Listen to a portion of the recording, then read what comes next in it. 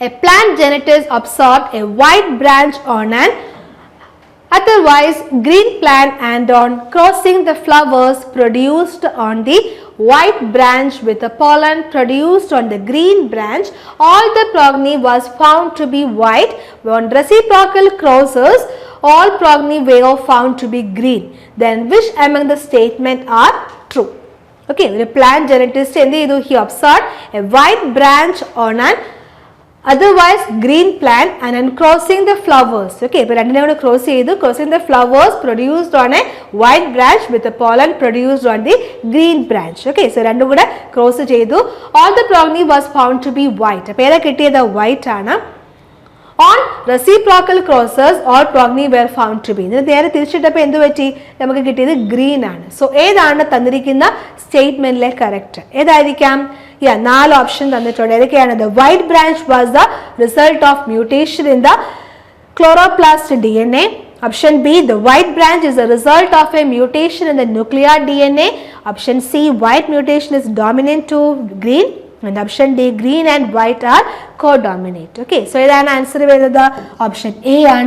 The white branch was a result of the mutation in the chloroplast DNA. Okay, so look at 55 question. So look at next question. Which one is a soil-borne bacterial disease? Okay, so first one, lactospirosis. Option B, brucellosis. Option C, cholera, and option D, salmonellosis. Okay, ഏതായിരിക്കാം answer വരുന്നത്? ആനിമലിൽ നിന്ന് നമ്മുടെ ഹ്യൂമൻസിലൊക്കെ വരാറുള്ള ലാക്ടോസ്പിറോസിസ് ആയിരിക്കാം ആ ഒരു soil bone bacterial disease ആയിട്ട് നമ്മൾ കൺസിഡർ ചെയ്യാറുള്ളത്. ഓക്കെ, സോ നോക്കാം next question. Immunity obtained through cholesterol is.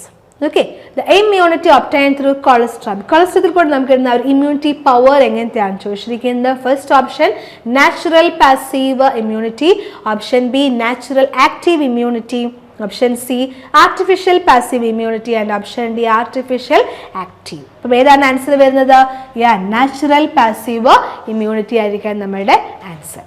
Okay, so look at next question. Which among is a neuromuscular autoimmune disease? Okay, ഏതാണ് ഈ തന്നിരിക്കുന്ന ഓപ്ഷൻസിൽ ന്യൂറോമസ്കുലർ ഓട്ടോഇമ്യൂൺ ഡിസീസസ് ആയിട്ട് വരുന്നത്? So നോക്കി, first option rheumatoid arthritis, option B pernicious anemia, and option C Crohn disease, and option D myasthenia gravis. ഏതാണ്? നമ്മുടെ myasthenia gravis ആണ് neuromuscular autoimmune disease ആയിട്ട് നമ്മൾ കൺസിഡർ ചെയ്യാറുള്ളത്. Okay, so look at next question. Which of the following radiation have a longest wavelength? Okay, നമ്മൾ electromagnetic spectrum ഒക്കെ അറിയാം. Electromagnetic റേഡിയേഷൻസിനെ ഫ്രീക്വൻസിയുടെയും അതേപോലെ തന്നെ വേവ് ലെങ്തിൻ്റെയും ഇൻക്രീസിങ് ഓർ ഡിക്രീസിങ് ഓർഡറിൽ നമ്മൾ അറേഞ്ച് ചെയ്തിരിക്കുന്നതാണ് ഇലക്ട്രോമാഗ്നറ്റിക് സ്പെക്ട്രം എന്ന് പറയുന്നത്. ഓക്കെ, സോ കോസ്മിക് റേ ഉണ്ടോ? Cosmic ray, gamma ray, X-ray, UV, visible rays,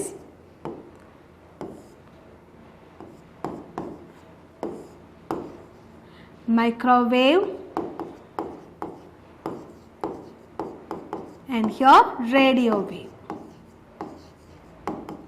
Okay, so electromagnetic spectrum ആണ് എഴുതിയിരിക്കുന്നത്. Electromagnetic spectrum എന്ന് വെച്ച് കഴിഞ്ഞാൽ the arrangement of a radiation, electromagnetic radiation in the increasing or decreasing order of their wavelength and frequency. wavelength ൻ്റെയും ഫ്രീക്വൻസിയുടെയും increasing or decreasing order. അപ്പം ഇങ്ങോട്ട് വരുന്ന അനുസരിച്ച് എന്ത് പറ്റും? വേവ് ലെങ്ത് ലാംഡ വാല്യൂ എന്ത് ചെയ്തിരിക്കും? ഇൻക്രീസ് ചെയ്യും. ഓക്കെ, സോ തിരിച്ച് ഇങ്ങോട്ട് ഏത് വാല്യൂ ആണ്? frequency value increases from right to left. അപ്പം വേവ് ലെങ്ത് ഏറ്റവും കൂടുതലുള്ളത് ആരാന്ന് ചോദിച്ചു കഴിഞ്ഞാൽ ഇതാണ് ഇലക്ട്രോമാഗ്നറ്റിക് സ്പെക്ട്രം എന്ന് പറയുന്നത്. Cosmic ray, gamma ray, X ray, U V ray, visible ray, infrared radiation, microwaves and the last radio waves. Okay, so ആർക്കായിരിക്കാം ഏറ്റവും കൂടുതൽ അറിയാൻ വേണ്ടത്? ലോങ്സ്റ്റ് വേവ് ലെങ്ത് ഉള്ളത് അല്ലേ? ആർക്കായിരിക്കാം? നമുക്കറിയാം വേവ് ലെങ്ത് ഏറ്റവും കൂടുതൽ ആർക്കാണ്? റേഡിയോ വേവ്സിനായിരിക്കും അല്ലേ? സോ റേഡിയോ വേവ്സിനായിരിക്കാം ഏറ്റവും ഹയസ്റ്റ് വേവ് ലെങ്ത് ഉള്ളത്. സോ ഇവിടുത്തെ ഏത് ഓപ്ഷൻ വരുന്നത്? ഓപ്ഷൻ ഡി ആയിരിക്കാം. നമ്മളോട് ചോദിക്കുകയാണ് ഫ്രീക്വൻസി ഏറ്റവും കൂടുതൽ ആർക്കാണ്? ഫ്രീക്വൻസി ഏറ്റവും കൂടുതലാണെന്ന് ചോദിച്ചാൽ ഒന്നീ കോസ്മിക് റേ തരാം ഓപ്ഷൻ, അല്ലെങ്കിൽ ആരായിരിക്കാം തരുന്നത്? ഗാമ റേസ് ആയിരിക്കാം തരുന്നത്. ഓക്കെ, ഷോർട്ടസ്റ്റ് വേവ് ലെങ്ത് ഉള്ളത് ആർക്കായിരിക്കാം? കോസ്മിക് വരാം, അല്ലെന്നുണ്ടെങ്കിൽ ഗാമ റേസ് ആയിരിക്കാം വരാറുള്ളത് അല്ലേ. ഇനിയും ലോവസ്റ്റ് ഫ്രീക്വൻസി ഉള്ളത് ആർക്കായിരിക്കാം? റേഡിയോ വേവ്സിനായിരിക്കാം. ഓക്കെ, സോ ഇതാണ് നമ്മുടെ ഇലക്ട്രോ മാഗ്നറ്റിക് സ്പെക്ട്രം എന്ന് പറയുന്നത്. ഇതൊക്കെയാണ് cosmic ray, X ray, cosmic ray, gamma ray, X-ray, UV ray, visible, infrared, microwave and radio waves. Okay, so അറിയാമല്ലോ ആൻസർ എന്ന് പറയുന്ന ഓപ്ഷൻ ഡി ആണ്. So നോക്കാം next question number 59. നോക്കിക്കേ, researcher isolated amylase from the pancreas of an experimental rat and 20 microliter of the enzyme preparation showed an activity of 0.5 units when allowed to react for 1 minute. The concentration of the protein in the enzyme preparation was 0.25 milligram per ml. Find out the specific activity of the enzyme preparation. അപ്പോൾ നമുക്ക് കണ്ടുപിടിക്കേണ്ടത് enzyme preparation വേണ്ടി നമ്മൾ use ചെയ്യുന്ന specific ആക്ടിവിറ്റിയുടെ value എത്രയാണെന്നാണ്. So specific activity ഞാൻ SA എന്ന് കൊടുത്തിരിക്കുന്നു. സ്പെസിഫിക് ആക്ടിവിറ്റി കാൽക്കുലേറ്റ് ചെയ്യാനുള്ള ഇക്വേഷൻ നമുക്കറിയാം. എന്താണ്? Number of enzyme units divided by volume of enzyme preparation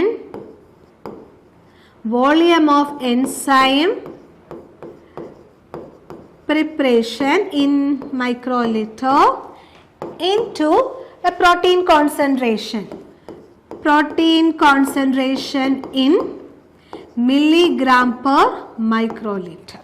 Okay, so ഇതാണ് നമ്മളുടെ സ്പെസിഫിക് ആക്ടിവിറ്റി കണ്ടുപിടിക്കാനുള്ള equation. Number of enzyme units divided by volume of enzyme preparation in microliter into concentration, protein concentration in milligram per microliter. Okay, അപ്പോൾ നമ്മൾ നോക്കിക്കേ, number of enzyme units തന്നിട്ടുണ്ട്. എത്രയാണ്? 0.5 units.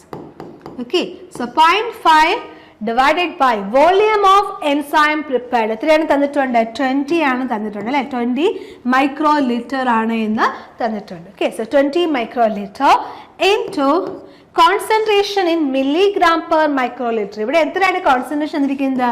0.25 milligram per ml ആണ് തന്നിരിക്കുന്നത്. So ഇതിനെ എന്ത് ചെയ്യണം? നമുക്ക് മില്ലിഗ്രാം പെർ മൈക്രോലിറ്ററിലോട്ട് കൺവേർട്ട് ചെയ്യണം അല്ലേ. സോ അതിനു വേണ്ടി എന്ത് ചെയ്തു? 0.25 ഡിവൈഡഡ് ബൈ 1000 ചെയ്തു. So we get 0.0025 milligram per microliter. നമ്മളിവിടെ സബ്സ്റ്റിറ്റ്യൂട്ട് ചെയ്യുവാണ് 0.00025. ഓക്കെ, സോ സബ്സ്റ്റിറ്റ്യൂട്ട് ചെയ്യുമ്പോൾ നമുക്ക് കിട്ടുന്ന ഫൈനൽ ആൻസർ ആണ് 100 units per mg. Okay, so final answer എന്ന് പറയുന്നത് ഓപ്ഷൻ ഡി ആണ്, 100 യൂണിറ്റ്സ് പെർ mg.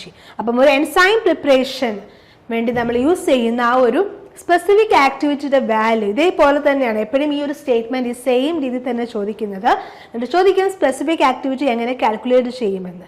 സോ ഏതാണ് equation? Number of enzyme units divided by volume of enzyme preparation in microliter into concentration, protein concentration in milligram per microliter. Okay, so തന്നിരിക്കുന്നതിനെ എല്ലാം നമ്മൾ substitute ചെയ്യുക. So we get a final answer. Okay, so we are moving to the next question. That is question number 60. Atmospheric pressure is measured by polarography or by fluorimetry or densitometry and manometry. We know that atmospheric pressure എങ്ങനെയാണ് നമ്മൾ measure ചെയ്യുന്നത്? ഏത് instrument use ചെയ്തുകൊണ്ടാണ് നമ്മൾ atmospheric pressure measure ചെയ്യുന്നത്? Atmospheric pressure measure ചെയ്യാൻ വേണ്ടി നമ്മൾ യൂസ് ചെയ്യുന്നതാണ് മാനോമെട്രി. ഓക്കെ, സോ മാനോമെട്രി ആണ് നമ്മൾ യൂസ് ചെയ്യുന്ന ആ ഒരു ഇൻസ്ട്രുമെന്റ്. ഓക്കെ, നമുക്ക് പോളറോഗ്രാഫി അറിയാം. പോളറോഗ്രാഫി എന്തിനാണ്? To analyse the alloys. അതേപോലെ തന്നെ കമ്പോണൻസിന്റെ ഓർഗാനിക് കമ്പോണൻസ് ഒക്കെ നമ്മൾ അനലൈസ് ചെയ്യാനൊക്കെ നമ്മൾ ലാബിൽ യൂസ് ചെയ്യുന്നതാണ് നമ്മുടെ പോളറോഗ്രാഫി എന്നൊക്കെ പറയുന്നത് അല്ലേ. നമുക്കറിയാവുന്ന കാര്യമാണ്. അതേപോലെ തന്നെ ഫ്ലൂറിമെട്രി എന്തിനായിരിക്കാം? To analyse the fluorescence. Okay. ആ ഒരു ഫ്ലൂറസെൻസ്, അതിൻ്റെ ആ ഒരു സാമ്പിൾ തന്നിരിക്കുന്ന സാമ്പിൾ അനാലിസിസിന് വേണ്ടി എടുത്തിരിക്കുന്ന ആ ഒരു സാമ്പിളിലെ ഫ്ലൂറസെൻസ് എത്രയാണ്, അപ്പോൾ അതിൻ്റെയൊക്കെ അനാലിസിനാണ് ഫ്ലൂറിമെട്രി. ഡെൻസിറ്റോമെട്രിയോ നമ്മുടെ ബോണ്ട് സ്ട്രക്ചറും ഒക്കെ നമ്മൾ ഐഡന്റിഫൈ ചെയ്ത ഒരു സ്കാനിങ് ടെക്നിക്കാണിത്. ഓക്കെ, ഒരു സ്കാനിങ് ടെക്നിക്കാണ് ഡെൻസിറ്റോമെട്രി എന്നൊക്കെ പറയുന്നത്. അപ്പം അവിടെ നമ്മൾ ആ ഒരു ബോണ്ട് സ്ട്രക്ചർ ഒക്കെ ഐഡന്റിഫൈ ചെയ്യാനൊക്കെ യൂസ് ചെയ്യും. ഓക്കെ, അപ്പം നമ്മുടെ അറ്റ്മോസ്ഫിയറിക് പ്രഷർ മെഷർ ചെയ്യാൻ വേണ്ടി യൂസ് ചെയ്യുന്നതാണ് manometry. So okay, next question number 61. Carnosic 20 എന്താണ് എന്നാണ് ചോദിച്ചിരിക്കുന്നത്. Option A transposon vector of Saccharomyces, option B transposon vector of E. coli, option C transposon vector of Bacillus, option D transposon vector of Drosophila. Okay, so എന്താണ് Carnosic 20 എന്നാണ് ചോദിച്ചിരിക്കുന്നത്. So answer transposon vector of Drosophila ആണ് answer ആയിട്ട് വരുന്നത്. Okay, so നോക്കാം next question. Klenow fragment of DNA polymerase 1 lakh. Okay, അപ്പോൾ എന്താണ് ഈ ക്ലോണോ ഫ്രാഗ്മെന്റ് എന്നൊക്കെ വെച്ച് കഴിഞ്ഞാൽ എന്തായിരിക്കാം? It's a large protein fragment ആണ്. ഓക്കെ, സോ ഇതിനകത്ത് ശരിക്കും എന്തോ ഉണ്ട്? ഒരു 5 to 3 exonuclease activity ഉണ്ട്. 5' to 3' exonuclease activity, and also it contains 3' to 5' nucleotide ഉണ്ട്. ഓക്കെ, ന്യൂക്ലിയോസൈഡ് കാണാം. അതേപോലെ തന്നെ 5' to 3' exonuclease activity ആണ് ഇതിനകത്ത് കാണാനുള്ളത്. Okay, so Klenow fragment of DNA polymerase 1 lakh 5' to 3' exonuclease activity. Okay, so the large protein ആയിട്ടുള്ള fragment ആണ് ശരിക്കും ആയിരുന്നു വരുന്നത് ഈ ക്ലോണോ ഫ്രാഗ്മെന്റ് എന്നൊക്കെ നമ്മൾ പറഞ്ഞത്. DNA ഫ്രാഗ്മെന്റ് ആണ് ശരിക്കും. നോക്കാം ഇനിയും. Which among the following is an expression vector? Okay, PUZ18, PBR322, PCAMIA and DPET. Okay, ഏതാണ് നമ്മുടെ എക്സ്പ്രഷൻ വെക്ടർ എന്നാണ് ചോദിച്ചിരിക്കുന്നത്. എക്സ്പ്രഷൻ വെക്ടർ എന്ന് പറയുന്നത് PET ആയിരിക്കും. ഓക്കെ, സോ നോക്കാം next question. T4 DNA ligase is capable of. T4 DNA ligase എന്തിനുള്ള capability ആണുള്ളത്? Okay, so it is capable for both stick and blunt end ligation. Blunt end വെച്ച് കഴിഞ്ഞാൽ there is no overlaps. Okay, overlaps ഒന്നും അവിടെ കാണത്തില്ല. പക്ഷേ stick end എന്നൊക്കെ പറയുമ്പം അവിടെ എന്തുണ്ടായിരിക്കും? 3' or 5' ആ ഒരു 3' or 5' അവിടെയൊക്കെ എന്താണ് ഒരു സിംഗിൾ സ്ട്രാൻഡ് അങ്ങനത്തെ ഒരു ഓവർഹാങ് ഒക്കെ കാണാറുണ്ട്. അപ്പോൾ both stick and blunt end ligation ആരെ യൂസ് ചെയ്യാറുണ്ട്? T4 DNA ലിഗേസിനെ നമ്മൾ യൂസ് ചെയ്യാറുണ്ട്. Okay, so answer option C ആയിരിക്കും. നോക്കിക്കേ നെക്സ്റ്റ് ക്വസ്റ്റ്യൻ. സ്റ്റേറ്റ്മെന്റ് ക്വസ്റ്റ്യൻ ആണ്. അസേർഷൻ റിസൺ ടൈപ്പിലൊരു ക്വസ്റ്റ്യൻ ആണ്. 2 statements are given below. Analyze the statement and select the correct answer. Blue-white colony selection using PUZ recombinase work by alpha complementation. And option B, second statement ആണത്. Second statement തന്നിരിക്കുന്ന blue-white colony selection requires a medium with a X-GAR and a IPTG. Okay, so 4 options ഉണ്ട്. Both the statement A and B are correct, and A is the correct reason of B. And second option, both A and B are correct, and B, that the second statement is the correct reason of A, and C, A is correct but B is wrong, and D, A is wrong and B is correct. Okay, 4 options തന്നിട്ടുണ്ട്. 2 statement ഉണ്ട്. Blue white colony selection using PUZ recommend work by alpha complementation, that's a correct statement ആണ്. And blue white colony selection requires a medium with alpha gal and IPTG. So ഈ 2 സ്റ്റേറ്റ്മെന്റും correct ആണ്, and A is the correct reason of B ആണ്. So ഏതാണ് നമ്മുടെ option A ആണ് നമ്മുടെ correct answer. So നോക്കാം next question. First amino acid commercially produced by fermentation. അപ്പോൾ ഇവിടെ തന്നിട്ടുണ്ട് കുറേയേറെ അമിനോ ആസിഡ്സ് തന്നിട്ടുണ്ട്. ഏതൊക്കെയാണ്? Glutamic acid, phenyl alanine, lysine, aspartic acid, ഇങ്ങനെ 4 അമിനോ ആസിഡ്സ് തന്നിട്ടുണ്ട്. സോ ഇതിനകത്തുനിന്ന് ഫെർമെന്റേഷൻ വഴി പ്രൊഡ്യൂസ് ചെയ്യുന്ന ഫസ്റ്റ് അമിനോ ആസിഡ് ഏതെന്നാണ് ചോദിച്ചിരിക്കുന്നത്. ഇതാണ് ലൈസിൻ. ഓക്കെ, സോ ലൈസിൻ ആണ് നമ്മളുടെ ആ ഒരു first amino acid. Okay, which is commercially produced by fermentation. ലൈസിനൊക്കെ നമ്മുടെ ബോഡിയിൽ, നമുക്ക് ഹ്യൂമൻ ബോഡിയിൽ നമ്മുടെ ഉണ്ടെന്നുണ്ടെങ്കിൽ നമ്മുടെ ഹെയർ ഗ്രോത്ത് ഒക്കെ നല്ല ഈസി ആയിട്ട് നടത്താറുണ്ട് അല്ലേ? ഓക്കെ, സോ നമുക്കറിയാം കാൽസ്യം ഒക്കെ കൂടുതലായിട്ട് കണ്ടെയ്ൻഡ് ആണ്. അപ്പം ലൈസിൻ ആണ് ശരിക്കും ആ ഒരു ഫസ്റ്റ് അമിനോ ആസിഡ് എന്ന് പറയുന്നത്. സോ നോക്കാം next question. Which among is considered as a GRAS status. Okay, GRAS status എന്ന് വെച്ചാൽ എന്താണ്? Generally recommended as a safe. Okay, GRAS എന്ന് വെച്ച് കഴിഞ്ഞാൽ generally recommended as a safe. Generally recommended as safe എന്നാണ് അതിൻ്റെ ഒരു meaning. Okay, so which among is considered as a GRAS status? നോക്കിക്കേ, Bacillus, E. coli, Lactobacillus, Penicillium. Okay, so generally recognized as safe, GRAS, generally recognized as safe എന്ന് പറയുന്ന ഇതിനകത്ത് ആ ഒരു സ്റ്റാറ്റസിനകത്ത് നമ്മൾ ഉൾപ്പെടുത്തിയിരിക്കുന്നതാണ് ആരെ? ലാക്ടോബാസിലസ് എന്ന് പറയുന്ന bacteria. Okay, next 68th question. BOD. എന്തായിരുന്നു BOD? Yeah, biological oxygen demand, used for the measurement of atmospheric pollution, nuclear pollution, sewage pollution and thermal pollution. So BOD എന്ന് പറയുന്നത് എന്തിനു വേണ്ടിയാണ് നമ്മൾ യൂസ് ചെയ്യുന്നത്? നമ്മൾ പറഞ്ഞായിരുന്നു എന്താണ്? ബയോളജിക്കൽ ഓക്സിജൻ ഡിമാൻഡ് ആയിരുന്നു. ഓക്കെ, അപ്പം the amount of dissolved oxygen ആണ് നമ്മൾ നോക്കുന്നത്. യൂസ്ഡ് ടു എന്തിനായിരുന്നു? ഒരു oxidation for the organic matter by microorganisms ഒക്കെ ഉപയോഗിച്ചു അണ്ടർ എയറോബിക് കണ്ടീഷൻസിലൊക്കെ നമ്മൾ യൂസ് ചെയ്യുന്നതെന്നൊക്കെ പറഞ്ഞുകൊണ്ട് നമ്മളൊന്ന് കണ്ടായിരുന്നു ഒരു ക്വസ്റ്റ്യനിൽ അല്ലേ. അപ്പോൾ ഇവിടെ ചോദിച്ചിരിക്കുന്നത് BOD used for the measurement of, എന്തിനു വേണ്ടിയാണ് ശരിക്കും അത് യൂസ് ചെയ്യുന്നത്? വാട്ടർ പൊല്യൂഷനകത്ത് വരുന്നതാണ് ദ സീവേജ് പൊല്യൂഷൻ. ഓക്കെ, ഡിറ്റർജൻറ്റും സീവേജും ഒക്കെ ആണ് ഇതിൻ്റെ മെയിൻ ആയിട്ടുള്ള കാര്യങ്ങളായിട്ടൊക്കെ വരുന്നത്. സോ ആ ഒരു സീവേജ് പൊല്യൂഷൻ എന്തുമാത്രം ഉണ്ട് എന്ന് വാട്ടറിനുള്ളിലൊക്കെ ആ ഒരു സീവേജ് പൊല്യൂഷൻ അറിയാൻ വേണ്ടിയാണ് നമ്മൾ BOD യൂസ് ചെയ്യാറുള്ളത്. സോ ആൻസർ ഓപ്ഷൻ C ആണ്. So look at next question. The gas that combines with water to form acid rain. Option A sulfur dioxide, option B carbon dioxide, option C carbon monoxide and option D hydrogen sulfide. അപ്പം ഏത് gas വാട്ടറുമായിട്ട് combine ചെയ്തിട്ടാണ് acid rain ഉണ്ടാവുന്നത്? Okay, അപ്പം നമ്മൾ പഠിച്ചിട്ടുള്ളതാണ് rain. നമ്മുടെ നമ്മൾ rain വരുന്ന സമയത്ത് എന്താണ് ഇൻഡസ്ട്രിയിൽ നിന്നൊക്കെ നമ്മുടെ പുറത്തോട്ട് വിടുന്ന ഗ്യാസസ് ഏതൊക്കെ ഗ്യാസസ് ആണ്? NO2, അതേപോലെ തന്നെ സൾഫർ ഡയോക്സൈഡ്. ഓക്കെ, സോ ഇങ്ങനത്തെ ഗ്യാസുകളെല്ലാം എന്ത് ചെയ്യും? ഇങ്ങനത്തെ ഗ്യാസ് സൾഫർ ഡയോക്സൈഡിന് ഓക്സിഡേഷൻ നടന്നത് സൾഫർ ട്രയോക്സൈഡ് ആയിട്ട് മാറും. എന്നിട്ട് ഇവരെന്ത് ചെയ്യും? വാട്ടറുമായിട്ട് കമ്പൈൻ ചെയ്യും. അതായത് റെയിൻ വാട്ടറുമായിട്ട് ഇവർ കമ്പൈൻ ചെയ്യും. ആ റെയിൻ വാട്ടറുമായിട്ട് കമ്പൈൻ ചെയ്യുന്ന സമയത്ത് എന്ത് പറ്റും? It is converted as A acid rain ആയിട്ട് മാറും അല്ലെ. അവരുടെ pH വാല്യൂ ഒക്കെ 7 താഴോട്ട് പോരും.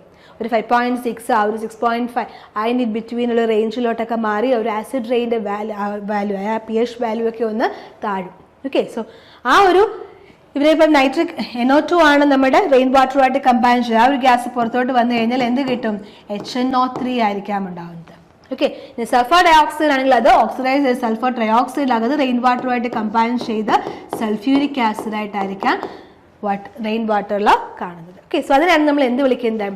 ആസിഡ് റെയിൻ എന്ന് വിളിക്കുന്നത്. നമ്മൾ പഠിച്ചിട്ടുണ്ട് ആസിഡ് റെയിൻ ആണ് നമ്മുടെ താജ്മഹലിൻ്റെ ഒക്കെ ആ ഒരു ബ്യൂട്ടിയൊക്കെ കളയാനുള്ള റീസൺ ആയിട്ടൊക്കെ അല്ലേ. അപ്പോൾ ഇവിടെ എന്താണ് ഓപ്ഷൻ വന്നിരിക്കുന്നത്? സൾഫർ ഡയോക്സൈഡ് ഉണ്ട്. ഓക്കെ, സോ സൾഫർ ഡയോക്സൈഡ് ആണ് നമ്മുടെ answer. Okay, so option A ആണ് correct. So okay, next microorganisms indigenous to a given ecosystem are called. Okay, microorganisms indigenous to a given ecosystem are called cymogenous, autochthonous, allogenosis and autogenous. എന്താണ് ആ ഒരു എക്കോസിസ്റ്റത്തിനെ വിളിക്കുന്ന പേര്? Microorganisms indigenous. It is called allogenosis. Okay, option C ആണ് നമ്മളുടെ answer. So നോക്കാം next question. The term ecosystem was proposed by, ആരാണ് ഈ ഒരു എക്കോസിസ്റ്റം എന്ന് പറഞ്ഞ ടേം പ്രപ്പോസ് ചെയ്തത് എന്നാണ് ചോദിച്ചിരിക്കുന്നത്? Karl Mobius, option B Tansley, option C E Odum and option D E Clement. Okay, so ആരായിരുന്നു എക്കോസിസ്റ്റം എന്ന് പറയുന്ന ആ ഒരു ടേം കൊണ്ടുവന്നത്? ആരാണ്? എ ടാൻസ്ലൈ ആണ് ആ ഒരു ടേം അവിടെ കൊണ്ടുവന്നിരിക്കുന്നത്. സോ നോക്കാം next question. An animal viral vector. ഈ തന്നിരിക്കുന്ന 4 എണ്ണത്തിൽ ഏതാണ് ആനിമൽ വൈറൽ വെക്ടർ എന്ന് പറഞ്ഞത്? CMV, TMV, SP40 and Gemini. Okay, ഇതിനകത്ത് ഏതാണ് ആനിമൽ വൈറൽ വെക്ടർ എന്നാണ് ചോദിച്ചിരിക്കുന്നത്? സോ ദ ആൻസർ SP40 ആണ് നമ്മൾ ആനിമൽ വൈറൽ വെക്ടർ ആയിട്ട് കൺസിഡർ ചെയ്യുന്നത്. സോ ആൻസർ ഓപ്ഷൻ C ആണ്. ഓക്കെ, സോ നോക്കാം next question. Question number 73. An edible vaccine for foot and mouth disease. Foot and mouth ഡിസീസിന് നമ്മൾ യൂസ് ചെയ്യുന്ന ഒരു എഡിബിൾ വാക്സിൻ ഏതെന്നാണ് ചോദിച്ചിരിക്കുന്നത്. ബനാന വാക്സിൻ ആണ്, ടൊമാറ്റോ വാക്സിൻ ആണ്, പൊട്ടറ്റോ വാക്സിൻ ആണ്, അത് ഷുഗർ ബീറ്റ് വാക്സിൻ ആണ്. സോ ഫുഡ് ആൻഡ് മൗത്ത് ഡിസീസിന് വേണ്ടി നമ്മൾ യൂസ് ചെയ്യുന്ന വാക്സിൻ ആണ് ഏതെന്ന് പറയുന്നത് ഷുഗർ ബീറ്റ് വാക്സിൻ എന്ന് പറയുന്നത്. സോ ഓപ്ഷൻ ഡി ആണ് answer. So next question is, in which format sequencer submitted in BLAST server? In which format sequencer submitted in BLAST server? Okay, fast A, option B FISTA, option C MMCIF, option D PDB file format. Okay, so BLAST server la ഏത് ഫോർമാറ്റിലാണ് നമ്മൾ ഇത് use ചെയ്യുന്നതാണ് ചോദിച്ചിരിക്കുന്നത്. ഏതാണ്?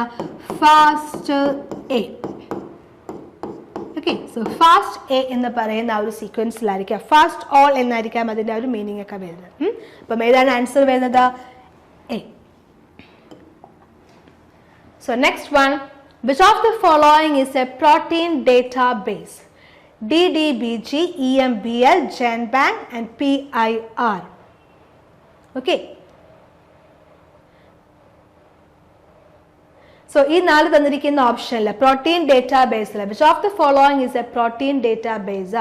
ഏതാണ്? PIR ആണ്. Protein information resource ആണ് നമ്മൾ എന്ത് ചെയ്യുന്നത് ആ ഒരു പ്രോട്ടീൻ ഡേറ്റാബേസിലൊക്കെ യൂസ് ചെയ്യുന്നതെന്ന് പറയുന്നു. Okay, so PIR protein information resource ആണ് നമ്മുടെ ആ ഒരു പ്രോട്ടീൻ ഡേറ്റാബേസിലൊക്കെ നമ്മൾ യൂസ് ചെയ്യാറുള്ളത്. ഓക്കെ, അപ്പോൾ ആ ഒരു സ്റ്റോറേജിനും കാര്യങ്ങൾക്കും എല്ലാം വേണ്ടി നമ്മൾ യൂസ് ചെയ്യുന്നത്. ഓക്കെ, സോ നോക്കാം next question. Which of the following will exhibit Tyndall effect? Copper sulfate solution, water, option C sugar solution and option D milk. So Tyndall effect എന്താണെന്നൊക്കെ നമ്മൾ പഠിച്ചിട്ടുണ്ട് അല്ലേ? സ്കാറ്ററിംഗ് ആണ്. ഓക്കെ, ആ ഒരു ലൈറ്റ് എന്ത് ചെയ്യാണ്? സ്കാറ്റേർഡ് ചെയ്ത് വരും. നമ്മൾ പറയും നമ്മുടെ ചെറിയ വിൻഡോസ് ഒക്കെ ചെറുതായിട്ട് ഇങ്ങ് തുറക്കുമ്പോൾ അതിൻ്റെ ഉള്ളിൽ കൂടെ ആ ഒരു ലൈറ്റ് സൺലൈറ്റ് കയറി വരുന്നത്, മരങ്ങൾക്കിടയിൽ കൂടെ ലൈറ്റ് സൺലൈറ്റ് വരുന്നത്, ഇതെല്ലാം നമ്മൾ Tyndall effect, scattering of light ആണ് നമ്മൾ എന്ത് വിളിക്കുന്നത്? ടിൻഡൽ ഇഫക്റ്റ് എന്ന് വിളിക്കുന്നത്. അപ്പോൾ ഈ ഒരു ടിൻഡൽ ഇഫക്റ്റ് കാണിക്കുന്നത് എങ്ങനത്തെ സൊല്യൂഷൻസ് ആണ്? കൊളോയിഡൽ സൊല്യൂഷൻസ് ആണ്. ഓക്കെ, സോ കൊളോയിഡൽ സൊല്യൂഷൻസ് ആണ് ഏത് എഫക്റ്റ് കാണിക്കുന്നത്? Tyndall effect. സ്കാറ്ററിംഗ് എന്ന് പറയുന്ന പ്രോസസ്സൊക്കെ നടക്കുന്നത് എവിടെയാണ്? കൊളോയിഡൽ സൊല്യൂഷനിലാണ് നടക്കുന്നത്. അപ്പോൾ ഈ തന്നിരിക്കുന്ന 4 ഓപ്ഷനിൽ ഏതാണ് കൊളോയിഡ് എന്ന് നോക്കിയാൽ പോരെ. ഏതാണ് colloid? Milk. Okay, milk is consider as a colloidal solution ആണ്. ഓക്കെ, ശരിക്കും അതിനെ നമ്മൾ ഇമൾഷൻ എന്നാണ് വിളിക്കുന്നത്. Milk is an emulsion. Okay, എന്ന് വെച്ച് കഴിഞ്ഞാൽ ഡിസ്പേഴ്സ്ഡ് ഫേസും ഉണ്ട്, ഡിസ്പേർഷൻ മീഡിയവും ഉണ്ട് ഒരു കൊളോയിഡൽ സൊല്യൂഷനിൽ. ആ ഡിസ്പേഴ്സ്ഡ് ഫേസും ഡിസ്പേർഷൻ മീഡിയം രണ്ടും ലിക്വിഡ് ആണ് ഇവിടെ ഇമൾഷന്റെ കേസ്. നമുക്കറിയാം മിൽക്ക് എന്ന് വെച്ചാൽ fat in water or oil in water ആണ് എന്താ മിൽക്ക് എന്ന് പറയുന്നത്. ഓക്കെ, സോ രണ്ടും ലിക്വിഡ് ഫോം ആണ്. സോ മിൽക്ക് എന്ന് പറഞ്ഞാൽ ഇമൾഷൻ ആണ്, it's a type of colloid ആണ്. ഓക്കെ, അപ്പം ഏതാണ് ആൻസർ വരുന്നത്? ഓപ്ഷൻ ഡി ആണ് നമ്മുടെ correct answer. Okay, so next, what is an isotonic solution? എന്താണ് isotonic solution? So option A, solutions with a different osmotic pressure. Option B, solutions with the same vapor pressure. Option C, solutions with the same osmotic pressure. And option D, solutions with a different vapor pressure. എന്തിനെയാണ് നമ്മൾ isotonic solution എന്ന് വിളിക്കുന്നത്? ഐസോ എന്ന് പറഞ്ഞ പേര് തന്നെ ഉണ്ടല്ലേ, എന്താണ്? സെയിം എന്നൊരു മീനിങ്. ഓക്കെ, അപ്പം എന്ത് സെയിം ആണെന്നാ പറയുന്നത്? Isotonic solution means the solutions with the same osmotic pressure. Osmotic പ്രഷറിന്റെ വാല്യൂ സെയിം ആണ്. നമ്മൾ എടുക്കുന്ന 2 സൊല്യൂഷൻ്റെ അകത്ത് അല്ലെങ്കിൽ 2 എണ്ണത്തിനകത്തും സെയിം ഓസ്മോട്ടിക് പ്രഷർ ആണ് ഉള്ളതെന്നുണ്ടെങ്കിൽ അതിനെ നമ്മൾ എന്ത് വിളിക്കും? Isotonic solution. ഓക്കെ, ഇനി ഗ്രേറ്റർ ഓസ്മോട്ടിക് പ്രഷർ ആണെങ്കിൽ അതിനെ എന്ത് വിളിക്കാം? ഹൈപ്പർടോണിക് എന്ന് വിളിക്കും. ഓക്കെ, ഇനി ഈ ഒരു ഓസ്മോട്ടിക് പ്രഷറിന്റെ വാല്യൂ കുറവാണ്, ലോ ഓസ്മോട്ടിക് പ്രഷർ വാല്യൂ ആണെന്നുണ്ടെങ്കിൽ അതിനെ എന്ത് വിളിക്കാം? ഹൈപ്പോട്ടോണിക്. അപ്പോൾ ഐസോട്ടോണിക് ഉണ്ട്, ഹൈപ്പർടോണിക് ഉണ്ട്, അതേപോലെ തന്നെ ഹൈപ്പോട്ടോണിക് ഉണ്ട്. ഐസോട്ടോണിക്കിൽ സെയിം ഓസ്മോട്ടിക് പ്രഷർ ആയിരിക്കും. ഗ്രേറ്റർ ആയിട്ട് നിൽക്കുന്നെങ്കിൽ അത് ഹൈപ്പർടോണിക്, സ്മോളർ ആണെന്നുണ്ടെങ്കിൽ അത് ഹൈപ്പോട്ടോണിക്. നിങ്ങൾ പഠിച്ചിട്ടുള്ളതാണ് ഈ ടേംസ് എല്ലാം അല്ലേ? അപ്പോൾ ഇവിടെ ആൻസർ എന്താണ്? Option C. So next question, question number 78. The semi-permeable membrane used for carrying reverse osmosis is made up of dash material. Option A, potassium nitrate. Option B, cellulose acetate. Option C, parchment membrane. And option D, cell membrane. നമുക്കറിയാം osmosis എന്ന് പറഞ്ഞ പ്രോസസ്സാണ് പറഞ്ഞിരിക്കുന്നത് അല്ലേ. Osmosis എന്ന് പറഞ്ഞാൽ എന്തായിരുന്നു? Lower concentration higher കോൺസെൻട്രേഷനിലോട്ടുള്ള ആ ഒരു മൂവ്മെന്റ് ആണ് എന്താ നമ്മളുടെ ആ ഒരു ഓസ്മോസിസ് എന്നൊക്കെ നമ്മൾ പഠിച്ചിട്ടുള്ളത്. അപ്പോൾ ഇവിടെ എന്താ പറഞ്ഞത്? റിവേഴ്സ് ഓസ്മോസിസ് ആണ്. നമുക്കറിയാം റിവേഴ്സ് ഓസ്മോസിസ് നമ്മൾ എക്സാമ്പിൾ ആയിട്ട് കേൾക്കുന്നത് desalination of sea water for obtaining purified water. Okay, അപ്പോൾ നമ്മൾ ആ ഒരു സീ വാട്ടറിനെ ഡിസാലിനേറ്റ് ചെയ്ത് വാട്ടറെ പ്യൂരിഫൈ ചെയ്തെടുക്കുന്ന ആ ഒരു പ്രോസസ്സ് ഒക്കെ ശരിക്കും ഏത് വഴിയാണ്? റിവേഴ്സ് ഓസ്മോസിസ് വഴിയാണ്. അപ്പം ഈ ഒരു റിവേഴ്സ് ഓസ്മോസിസ് നടക്കുമ്പോൾ ഹയർ കോൺസെൻട്രേഷൻ, ഇതിന്റെ മൂവ്മെന്റ് എങ്ങനെയാണ്? ഹയർ കോൺസെൻട്രേഷനിൽ നിന്ന് ലോവർ കോൺസെൻട്രേഷൻ ലെവലിലോട്ടായിരിക്കും. Okay, reverse osmosis. അപ്പോൾ ഇതിനിടയിൽ എന്തോ ഉണ്ട്? സെമി പെർമിയബിൾ മെംബ്രൈൻ ഉണ്ട്, അതായത് പോൾസ് ഒക്കെ ഉള്ള മെംബ്രൈൻ ഉണ്ട്. അപ്പം അങ്ങനെ യൂസ് ചെയ്യുന്ന മെംബ്രൈൻ ഏതെന്നാണ് ചോദിച്ചിരിക്കുന്നത്. ഏത് മെംബ്രൈൻ ആണ് യൂസ് ചെയ്യാറുള്ളത്? സെല്ലുലോസ് അസറ്റേറ്റ് ആണ് നമ്മൾ യൂസ് ചെയ്തിട്ടുള്ള മെംബ്രൈൻ എന്ന് പറയുന്നത്. സോ ആൻസർ എന്ന് പറയുന്ന ഓപ്ഷൻ ബി ആയിരിക്കും. Okay, so next question 79 question. Okay, so 79th ആണ് question. If 125 ml of water is added to 250 ml of a 0.5 molar potassium sulfide solution, what will be the molarity of the dilute solution? So option A 0.65 molar, option B 0.75 molar, option C 0.50 molar, option D 0.33 molar. Okay, so another question. If 125 ml of water is added to 250 ml of a 0.5 molar potassium sulfate solution. Potassium sulfate solution 0.5 molar potassium sulfate solution നമ്മളൊരു 250 ml എടുത്തു വെച്ചിട്ടുണ്ട്. അതിലോട്ട് എത്രയാണ്? 125 ml വാട്ടറിനെ add ചെയ്തു. അപ്പം add ചെയ്ത് കഴിയുമ്പോൾ നമുക്ക് കിട്ടുന്ന മൊളാരിറ്റി വാല്യൂ എത്രയാണെന്നാണ് ചോദിച്ചിരിക്കുന്നത് അല്ലേ. അപ്പം നമുക്കറിയാം മൊളാരിറ്റി കാൽക്കുലേറ്റ് ചെയ്യാൻ എന്താണ് മൊളാരിറ്റി എന്ന് വെച്ചാൽ number of moles of solute in divided by volume of solution in litre അല്ലേ. ഒരു 1 ലിറ്റർ സൊല്യൂഷനിൽ അല്ലെങ്കിൽ ആ ഒരു 1 ലിറ്റർ വോളിയം ഉള്ളൊരു സൊല്യൂഷനിൽ എത്ര നമ്പർ ഓഫ് സൊല്യൂട്ട് ഉണ്ട്? മൊളാരിറ്റി, മൊളാലിറ്റി, മോൾ ഫ്രാക്ഷൻ ഇതെല്ലാം എന്താണ്? Concentration expressed in the terms ആണ്. Okay, so molarity is the number of moles of solute divided by volume of solution in liter. ഈ ഒരു equation ഒക്കെ നമ്മൾ പഠിച്ചിട്ടുണ്ട്. അപ്പോൾ ഇവിടെ എന്താണ്? നമുക്ക് V1 V2 രണ്ട് വോളിയം അതേപോലെ തന്നെ ഒരു മൊളാരിറ്റി വാല്യൂ ഉണ്ട്. സോ നമുക്ക് അറിയാവുന്ന വേറൊരു ഇക്വേഷൻ ഉണ്ട്. M1 V1 is equal to M2 V2. Okay, so M1 V1 is equal to M2 V2 എന്നൊരു ഇക്വേഷനും കൂടെ നമുക്ക് മൊളാരിറ്റിയോട് റിലേറ്റ് ചെയ്തറിയാം. സോ M1 എന്ന് പറയുന്നത് ഞാനിപ്പോൾ എടുക്കുവാണ് 0.5 മോളാർ. നമുക്ക് പൊട്ടാസ്യം സൾഫേറ്റ് സൊല്യൂഷൻ 0.5 മോളാർ ആണുള്ളത്. സോ 0.5 ഇൻറ്റു അതിൻ്റെ വോളിയം അറിയാം എത്രയാണ്? 250 ml ആണ്. So 0.5 into 250. ഇനി ആരെ വേണം? M2. അതിലെ നമ്മളോട് കണ്ടുപിടിക്കാൻ പറഞ്ഞു, ഡൈലൂട്ട് ചെയ്ത് കഴിയുമ്പോഴുള്ള മൊളാരിറ്റിയാണ് കണ്ടുപിടിക്കാൻ പറഞ്ഞു. സോ അതിനെ M2 ആയിട്ട് തന്നെ എഴുതി. ഇനി എന്ത് വേണം? V2 വേണം അല്ലേ. V2 എത്രയാണ്? നമുക്ക് എത്രയുണ്ടായിരുന്നു? 250 ml ആണ് നമ്മളുടെ ഏതെന്ന് പറയുന്നത്? V1 എന്ന് പറയുന്നത്. ഓക്കെ, സോ ഈ 250 ml നമ്മൾ എന്ത് ചെയ്യാണ്? 125 ml ഓഫ് വാട്ടർ ആഡ് ചെയ്യാണ്. 125 ml ഓഫ് വാട്ടർ ആഡ് ചെയ്യുമ്പം എത്ര വരും? 375 വരും.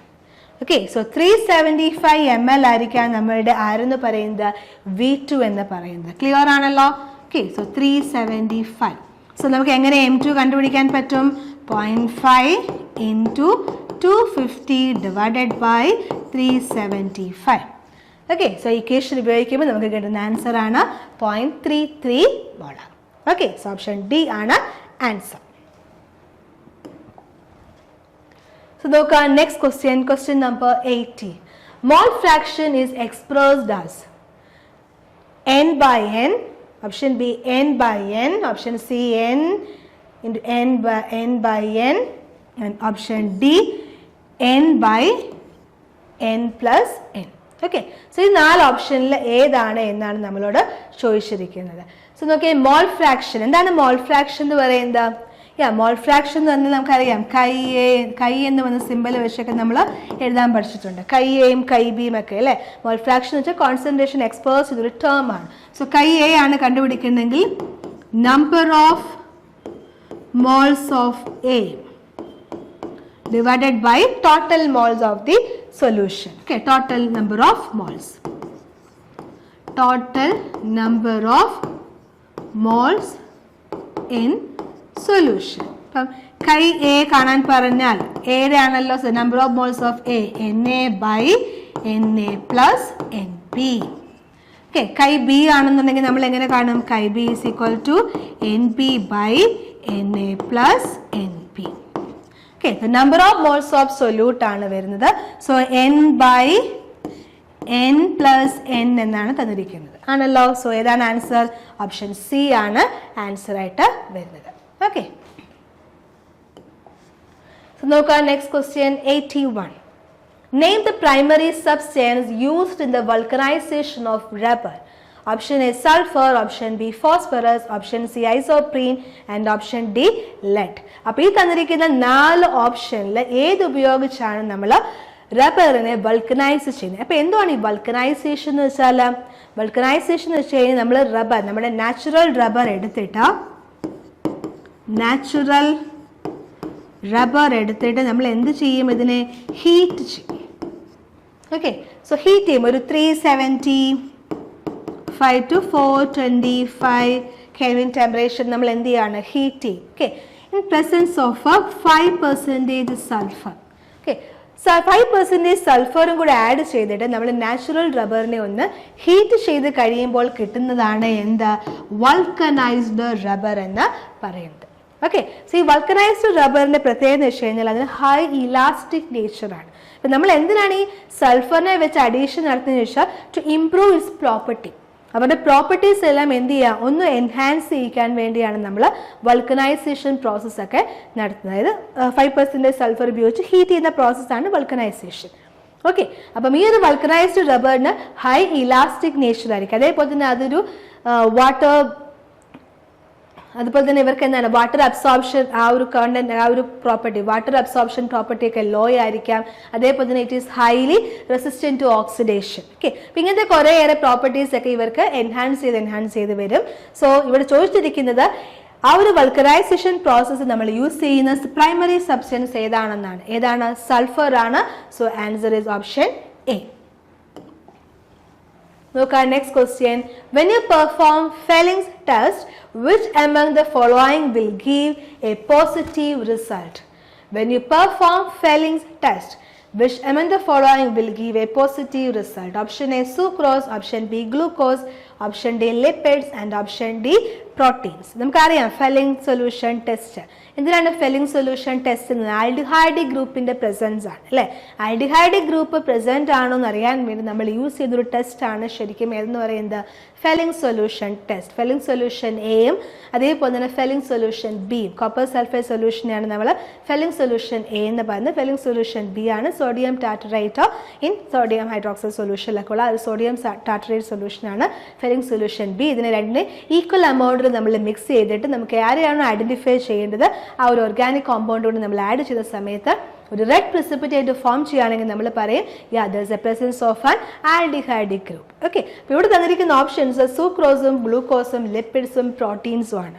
ഇതിൽ ആൽഡിഹൈഡിക് ഗ്രൂപ്പ് പ്രസന്റ് ആയിട്ടുള്ളത് എവിടെയാണ്? ഗ്ലൂക്കോസിലാണ്. What is structure of a glucose? എന്താണ് ഗ്ലൂക്കോസിന്റെ structure?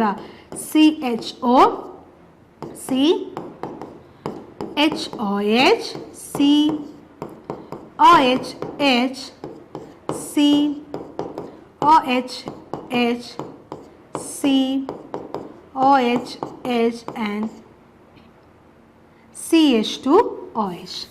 Okay, so I will show you again.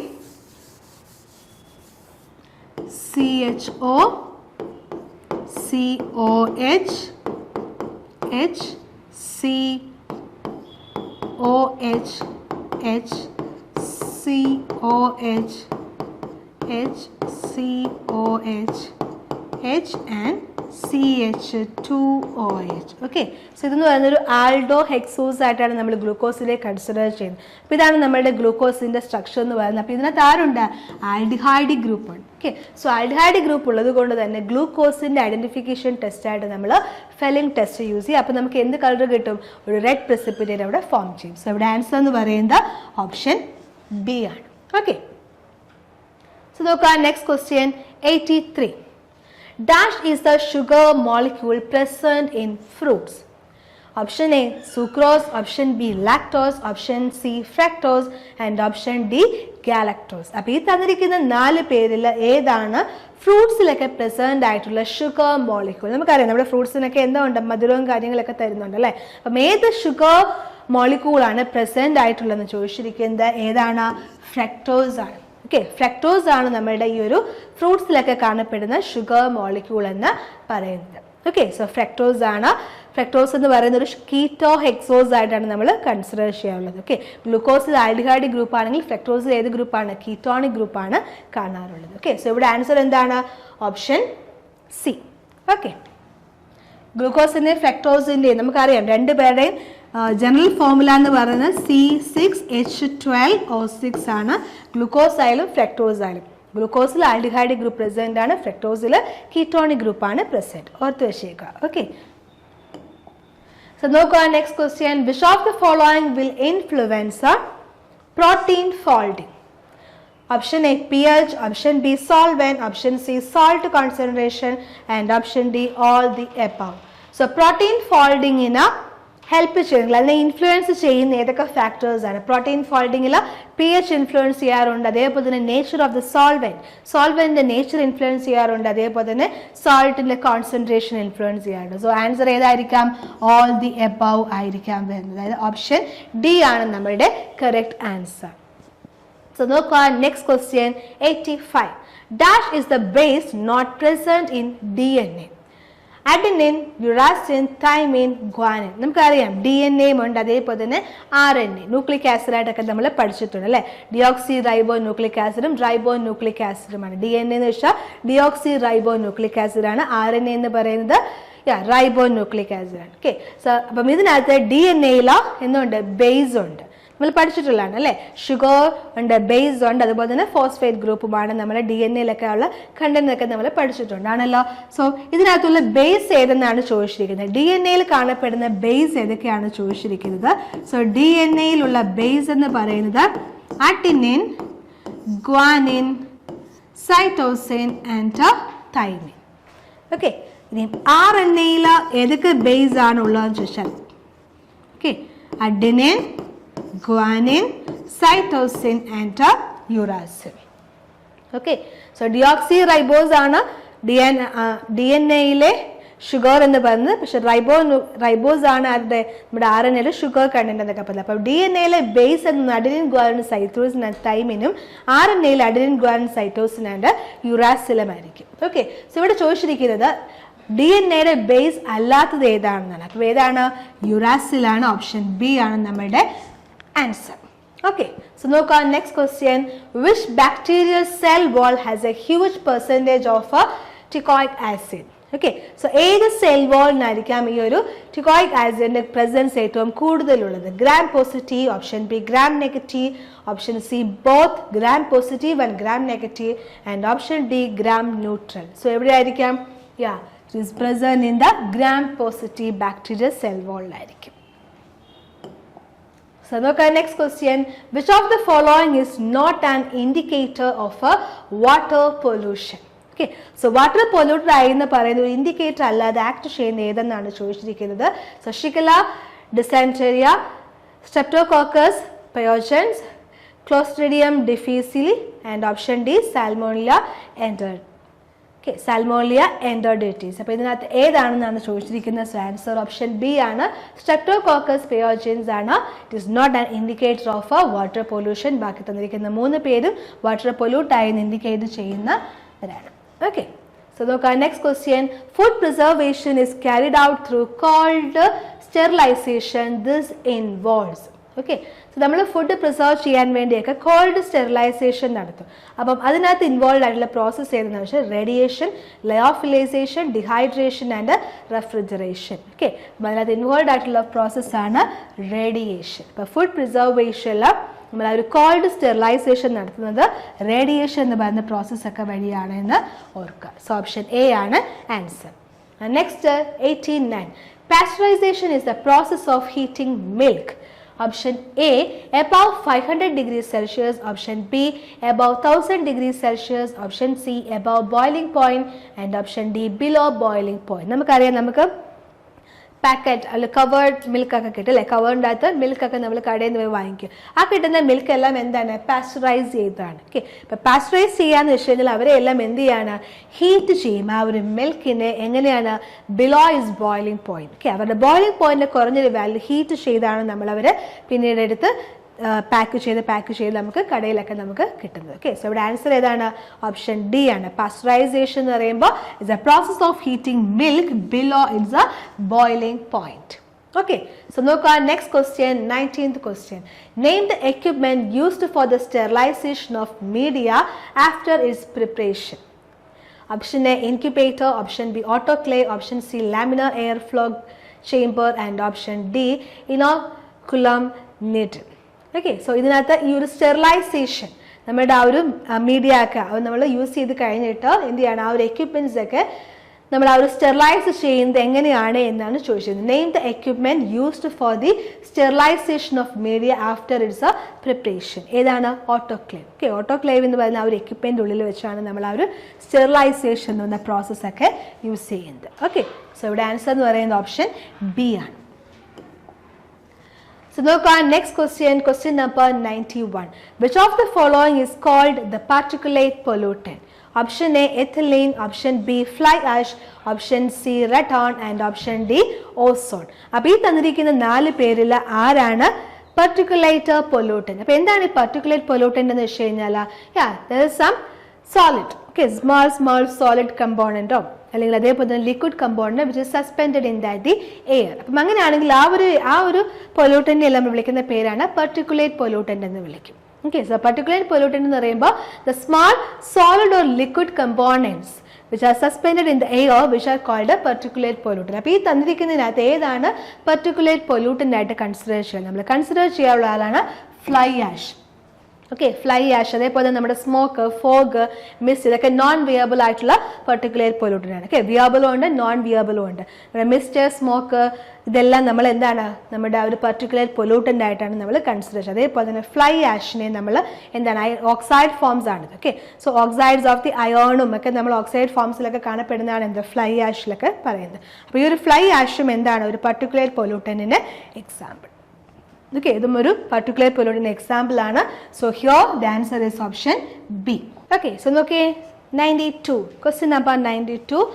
Dash contaminations lead to Minamata disease. Okay, option A, mercury. Option B, lead. Option C, copper. And option D, cadmium. അപ്പം ആ ഒരു Minamata disease ഒക്കെ reason ആരായിരുന്നു? നമുക്കറിയാം ആരാണ്? മെർക്കുറിയുടെ contamination നമ്മളൊന്ന് പഠിച്ചായിരുന്നു അല്ലേ. Okay. So നോക്കാം next question, question number 93. Which of the following can significantly control global warming?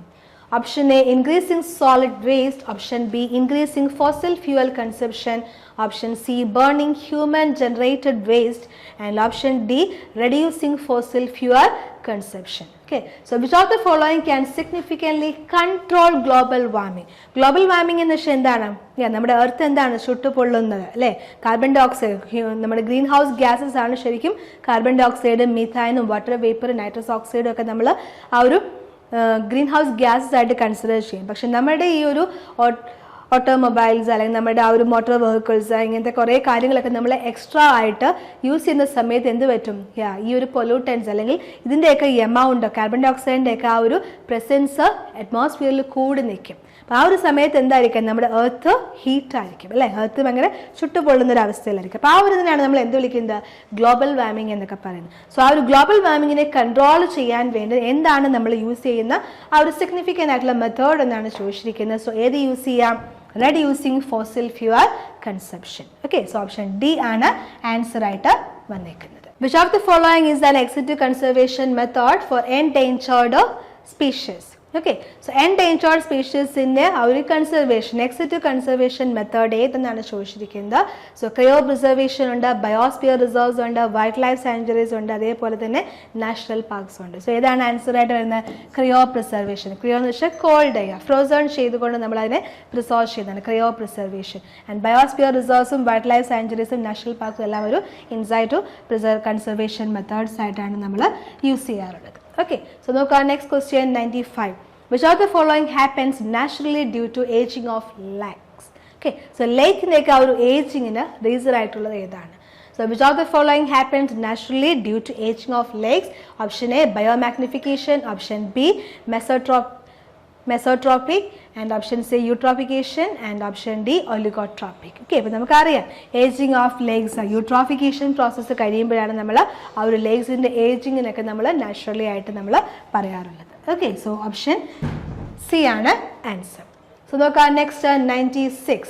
Dash describe cell in a dead കോക്ക് tissue? Louis Pasteur, Anton von Leeuwenhoek, and option C Hans Janssen, option D Robert Hooke. അപ്പം ആരാണ് ആ ഒരു who described cell in a dead കോക്ക് tissue? Okay, ആരാണ് describe ചെയ്ത? Robert Hooke ആണ് ഈ ഒരു സെൽ ഇൻ എ ഡെഡ് കോക്ക് ടിഷ്യൂവിനെ പറ്റി ഡിസ്ക്രൈബ് ചെയ്തിട്ടുണ്ട്. So next question. Which chromatography method involves a technique in which the stationary phase is held in a narrow tube and the mobile phase is forced through it under pressure? Option A, planar. Option B, gas. Option C, thin layer, and option D, column chromatography. Okay, narrow tube എന്ന് പറയുമ്പോഴേ നമുക്കറിയാം അല്ലേ, the stationary phase. നമുക്കറിയാം ക്രൊമാറ്റോഗ്രാഫിയിൽ stationery ഫേസും ഉണ്ട്, mobile ഫേസും ഉണ്ട്. the stationary phase is held in a narrow tube. Narrow ട്യൂബിലാണെന്നുണ്ടെന്ന് പറയുമ്പോഴേ ഓർത്തോണം ഏതാണ് ഓപ്ഷൻ? കോളം ക്രൊമാറ്റോഗ്രഫി ആയിരിക്കും. ഓപ്ഷൻ ഡി ആണ് നമ്മുടെ answer. Okay, stationary phase narrow ട്യൂബിലാണ്, മൊബൈൽ ഫേസിൽ നമ്മൾ അതിനകത്തൂടെ ഫോഴ്സ് ചെയ്ത് ഒരു പ്രഷർ കൊടുത്താണ് നമ്മൾ അതിനകത്തൂടെ പാസ് ചെയ്യിച്ചു. Okay, so answer option D. Look at next question 99. Burning of waste is not an acceptable practice of solid waste management because it is not cost effective, it involves lots of space. Option C, it requires modern technology, and option D, it causes environmental issues.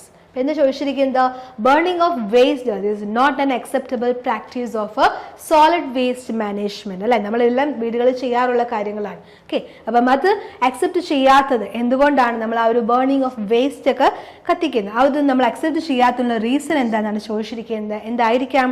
it causes environmental issues. Okay, so option D ആണ് answer. So next question.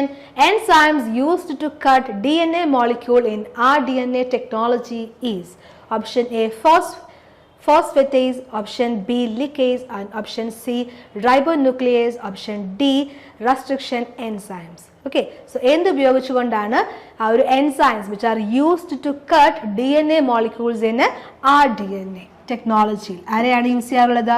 Restriction enzymes ആണ്. So option D ആണ് നമ്മുടെ answer എന്ന് പറയുന്നത്. Okay, so this is the end of this session. Thank you.